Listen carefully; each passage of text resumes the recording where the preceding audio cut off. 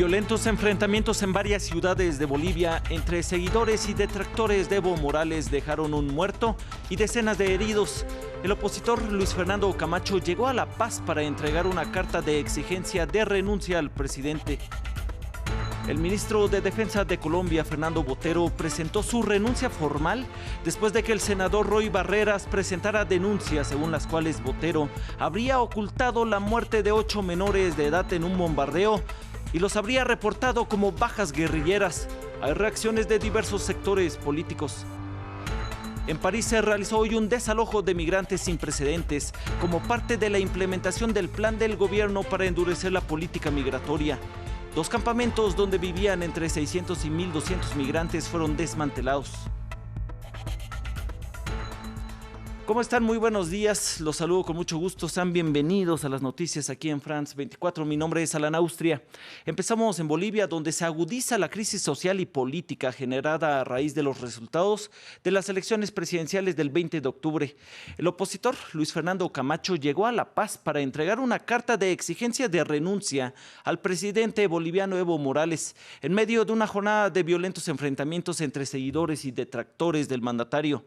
En la ciudad de Cochabamba, un joven de 20 años perdió la vida y la alcaldesa oficialista de la ciudad de Vinto estuvo a punto de ser linchada, informa Luis Muñoz. El líder opositor del Comité Pro Santa Cruz, Luis Fernando Camacho, finalmente consiguió llegar a La Paz para entregar una carta que exige la renuncia de Evo Morales en Bolivia.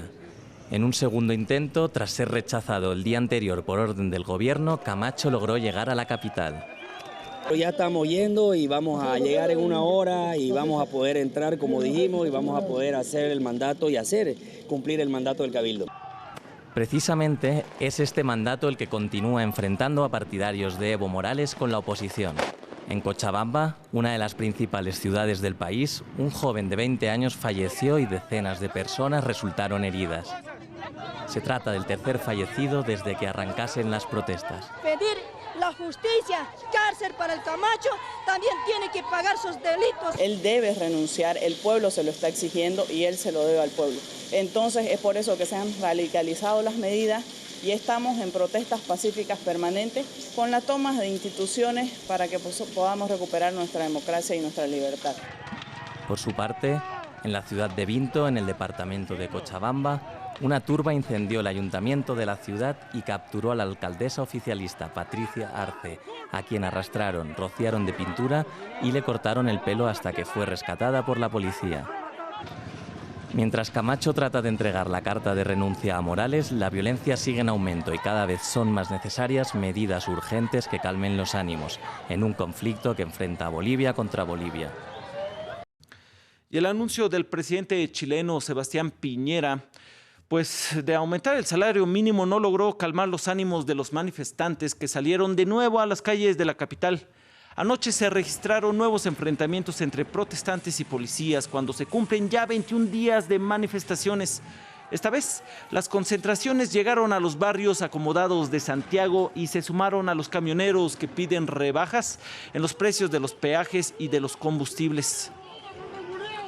Y nos vamos a Colombia. El ministro de Defensa, Guillermo Botero, presentó su renuncia después de que se revelara que ocultó la muerte de 8 menores de edad que fallecieron durante un operativo en el departamento de Caquetá, esto en el sur del país. El bombardeo que tuvo lugar el pasado mes de agosto cobró la vida de alias Gildardo El Cucho, un disidente de las FARC que delinquía en el departamento del Meta. Andrea Rincón tiene los detalles. Una renuncia que hace tambalear la gestión del presidente Iván Duque. Uno de sus ministros más importantes, el de Defensa, presentó su renuncia luego de que el senador Roy Barreras, del partido de la U, revelara que ocultó información sobre la muerte de 8 menores de edad de entre 12 y 17 años en un operativo ejecutado el pasado 29 de agosto en la zona rural de San Vicente del Caguán, en Caquetá. Creo que además, estoy convencido, el ministro no solamente le ocultó información a los colombianos, sino al propio presidente, y lo hizo cometer errores, desde cuando lo hizo equivocar a Naciones Unidas hasta cosas más graves como el ocultamiento de este bombardeo a los menores y otros hechos. Un día después del operativo, el presidente Duque anunció públicamente que el bombardeo acabó con la vida de alias Gildardo El Cucho, un disidente de las FARC que delinquía en el departamento del Meta. El ministro fue citado a debate de control político y luego se programó una moción de censura en su contra. Pero al verse sin respaldo de la mayoría de partidos, Guillermo Botero presentó su renuncia, no sin antes poner a disposición de la justicia toda la información sobre el hecho. La fuerza pública pone a disposición de la autoridad judicial todo el soporte operacional con el fin de que lo valore a la luz de las normas penales, del derecho internacional humanitario y del derecho internacional de los derechos humanos. Pero en medio de la creciente polémica, las Fuerzas Armadas también se defendieron. No se tenía conocimiento de la presencia de menores de edad que hicieran parte de la estructura de seguridad del blanco lícito alias Giraldo El Cucho. El presidente nombró a este general como ministro encargado, y a pesar de que el Centro Democrático, el partido de gobierno, elogió y defendió la gestión de Botero hasta el final, la cartera de defensa ha estado en la mira desde hace varios meses por la muerte de líderes sociales, presuntos casos de falsos positivos y el aumento de la violencia en departamentos como el Cauca. 2 niñas sobrevivientes del violento ataque armado a una familia mormona en México serán dadas de alta en el hospital tras la emboscada entre los límites de los estados de Chihuahua y Sonora que dejó 9 de sus familiares muertos. La Comisión para el Caso Levarón presentó un avance de las investigaciones. Se informó que horas antes del ataque, organizaciones criminales se enfrentaron en la misma zona, por lo que aún sospechan de que se trató de una posible confusión, pero varios familiares de los Levarón no aceptan esa hipótesis. La familia ha sufrido anteriormente ataques por parte del crimen organizado. Y nos vamos a Francia, pues en el marco del plan de evacuación de campamentos de migrantes que están ocupando el norte de París, la policía realizó un masivo desalojo de 2 campamentos de tiendas de campaña, donde vivían en condiciones insalubres, entre 1.200 y 600 migrantes. Al respecto, Erika Olavarría nos reportó desde uno de estos campamentos desalojados y nos dijo más detalles de esta operación policial y del destino final de los evacuados. Ayer el gobierno de Emmanuel Macron anunciaba sus medidas para hacer frente a la migración y en menos de 24 horas ha sido evacuado esta madrugada el primero de los 2 campos de refugiados que existen en el norte de París. Aquí vivían entre 1.200 y 1.500 personas, en su mayoría hombres, pero también mujeres y niños. Vivían en carpas o a la intemperie, en su mayoría también son de origen afgano e incluso había muchas personas que tenían ya el asilo en Francia, pero que no encontraban un lugar donde vivir y habían vuelto a este campo de refugiados. Estas personas van a ser llevadas en un primer momento a un centro de acogida de urgencia, esto es un gimnasio, para posteriormente ser llevados a un centro más especializado donde eventualmente se les va a ayudar a conseguir o a optar al derecho de asilo aquí en Francia. Quienes no lo tengan obviamente se van a ver forzados a quitar el territorio francés. Esta madrugada conversamos con la alcaldesa de París, Anne Hidalgo, que se dijo satisfecha de ser al fin escuchada. Ella venía pidiendo hace tiempo que se les diera una solución, un hogar a estas personas, un lugar donde vivir. Se dijo satisfecha por eso, también por los vecinos de esta zona que han visto su vida desmejorada a raíz de la existencia de estos campos de refugiados, y porque también dentro de poco van a comenzar aquí las obras de construcción de un estadio que va a acoger las competencias de los Juegos Olímpicos de París 2024. Conversamos también con France Terre d'Asile, Francia Tierra de Asilo, la ONG. Ellos dijeron estar satisfechos porque es el invierno, estas personas necesitan un lugar más tranquilo y más seguro donde vivir, pero dijeron que si no se realiza una acogida desde el momento en que las personas llegan, es muy probable que vuelvan a instalarse aquí. De hecho, esta es la 59 vez desde el año 2015 que este campamento es evacuado. La Corte Penal Internacional condenó a Bosco Ntaganda de la República Democrática del Congo a 30 años de prisión tras ser hallado culpable de asesinato, violación y esclavitud sexual, entre otros delitos. En julio, el conocido como el Exterminador fue declarado culpable de 18 cargos de crímenes de guerra y crímenes de lesa humanidad. Esto por su papel como comandante militar en las atrocidades cometidas durante el sangriento conflicto étnico entre 2002 y 2003 en este país africano. En otros temas, a 2 días de cumplirse 30 años de la caída del muro de Berlín, seguimos haciendo una entrega de series de informes especiales. El de hoy es sobre el rol de la mujer, y es que en un sistema comunista como el que reinó en Alemania del Este, el 90% de ellas trabajaba, mientras que solo la mitad de sus vecinas del oeste lo hacían. Hoy en día, esa tendencia continúa. Mujer orgullosamente del Este. En la RDA, Viola Klein dirigía un jardín infantil. Tras la caída del muro de Berlín llegaron nuevas oportunidades. En 1992, ella y una amiga crearon una empresa de programas informáticos. Desde entonces nuestra empresa ha crecido mucho. Tenemos 280 empleados. Como Viola Klein, más del 90% de las alemanas del Este ejercían una profesión en los años 80. La emancipación de las mujeres era central en el proyecto comunista, algo que Klein agradece. La manera en que las mujeres percibían su rol en la RDA era completamente distinto. Que una mujer regresara al trabajo luego de tener un hijo era algo normal. Ver mujeres ocupando cargos importantes era algo usual y evidente. Aún hoy, 74% de las alemanas del Este están activas y este modelo se está extendiendo en el oeste del país.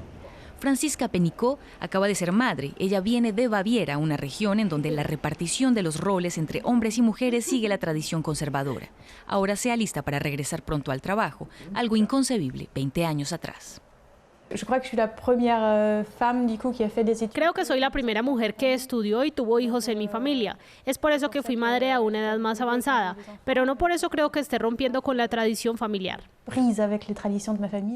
Con una política familiar que favorece el regreso de las mujeres al trabajo, la reunificada Alemania se acerca despacio, pero a paso firme al modelo del este alemán. Por mucho tiempo fue tabú decir que nos inspirábamos del modelo de Alemania Oriental, por tratarse del sistema político e ideológico que rechazábamos. Pero en concreto, hoy volvemos a la misma política familiar de la RDA, incitando a las mujeres a que trabajen y con la apertura de más guarderías. Desde la caída del muro, la tasa de actividad femenina aumentó en un 15% en todo el país. Una victoria para el modelo de mujer de Alemania del Este. En Estados Unidos, los legisladores anunciaron que las primeras audiencias públicas sobre la investigación rumbo a un juicio político del presidente Donald Trump comenzarán la próxima semana. Mientras tanto, los demócratas publicaron más transcripciones de declaraciones privadas. Veamos. Hasta ahora, el Comité de Inteligencia de la Cámara Baja solo había escuchado testimonios en privado, pero eso cambiará la próxima semana cuando la investigación rumbo a un juicio político del presidente Donald Trump se haga pública. 3 testigos están programados para testificar. William Taylor, el principal diplomático estadounidense en Ucrania, el subsecretario de Estado adjunto George Kent y la ex embajadora estadounidense en Ucrania, Mary Jovanovich. Y creo que lo verán a lo largo de este testimonio, no solo el suyo, sino en muchos otros, que los hechos más importantes son en gran medida irrefutables.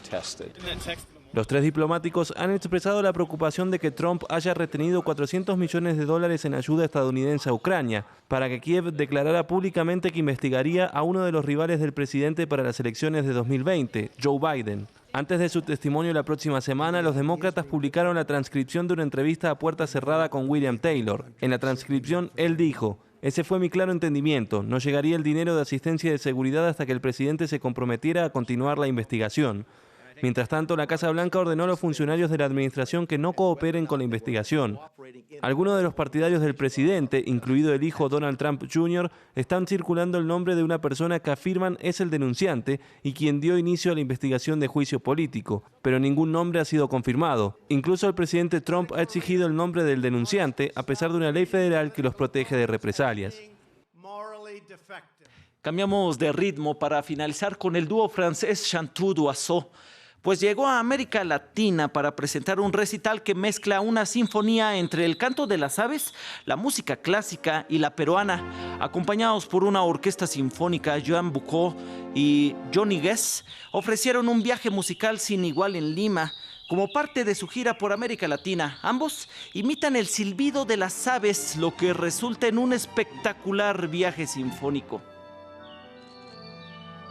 El público puede escuchar Pablo Casals y Los Aves.